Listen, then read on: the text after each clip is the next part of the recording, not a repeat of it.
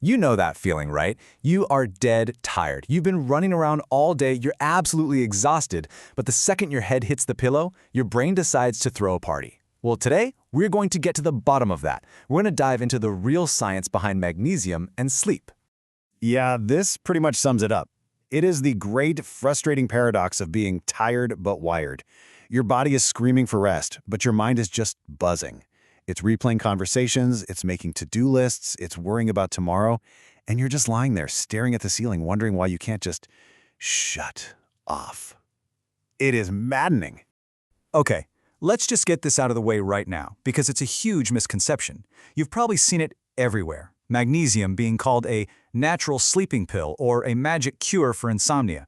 Well, I'm here to tell you, based on the science, that idea is absolute rubbish. It's just not how it works. And if you're taking it expecting to be knocked out cold, you are going to have a bad time.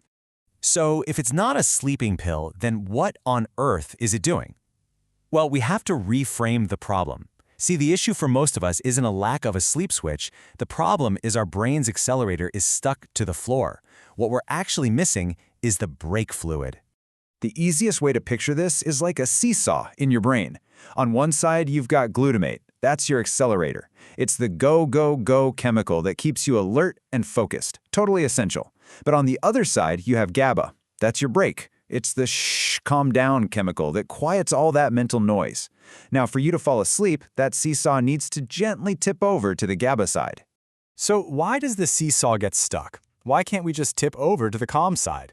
Well, it comes down to these little things called NMDA receptors. Just think of them as docking stations for all that alert glutamate.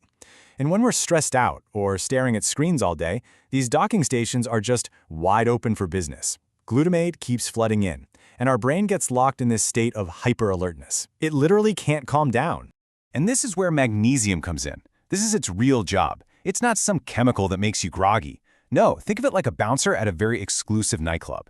And that club is your NMDA receptor. Magnesium physically gets in there and sits in the doorway, blocking all that extra noisy glutamate from getting in.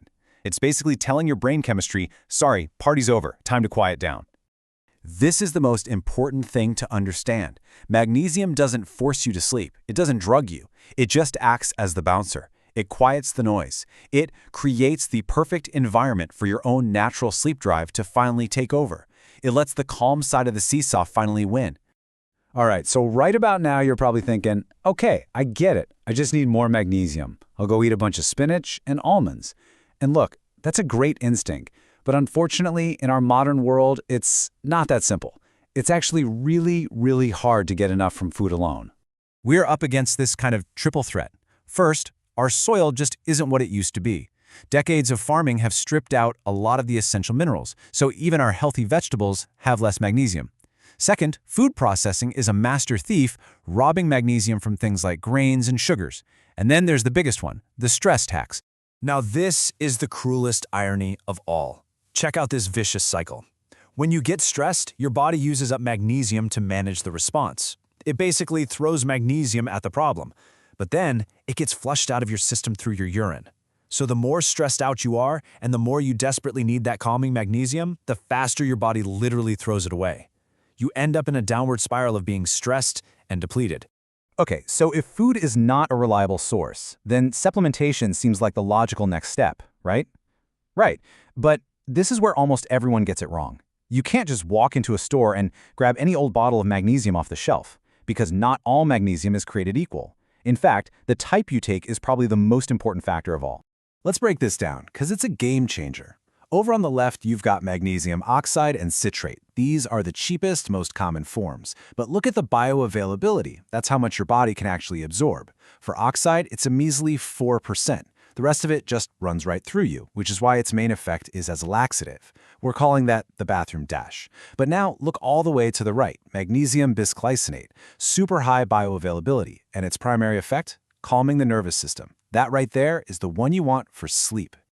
So what makes bisglycinate the superstar here? Well, the secret isn't just the magnesium itself. The real magic is in its full name, magnesium bisglycinate. That means it's a magnesium atom that's attached to two molecules of an amino acid called glycine. And that glycine, well, that's the secret weapon. You see, the glycine gives you this amazing two-pronged attack on sleeplessness. First, glycine on its own actually acts as a calming neurotransmitter in the brain, very similar to our friend GABA, so you get a double dose of calm. But second, and this is so cool, studies show glycine helps lower your core body temperature. And a slight drop in body temp is one of the most powerful biological signals your body uses to say, okay, it's time to go to sleep now. So, let's bring it all home. We've busted the sleeping pill myth. We understand that we're not missing an off switch, we're just missing our brake fluid. And we figured out how to navigate that confusing supplement aisle. So, what's the big idea we need to walk away with? I want you to think about it this way. A sleeping pill, a sedative, that's a sledgehammer. It just knocks your brain unconscious. It's not real restorative sleep, which is why you wake up feeling hungover and groggy. The right kind of magnesium, though, that's a safety net. It doesn't force you unconscious, it just turns off the blaring internal fire alarm of stress and anxiety. It creates the safety and quiet that allows your body to do what it already knows how to do, fall asleep naturally. And honestly, this should feel incredibly empowering.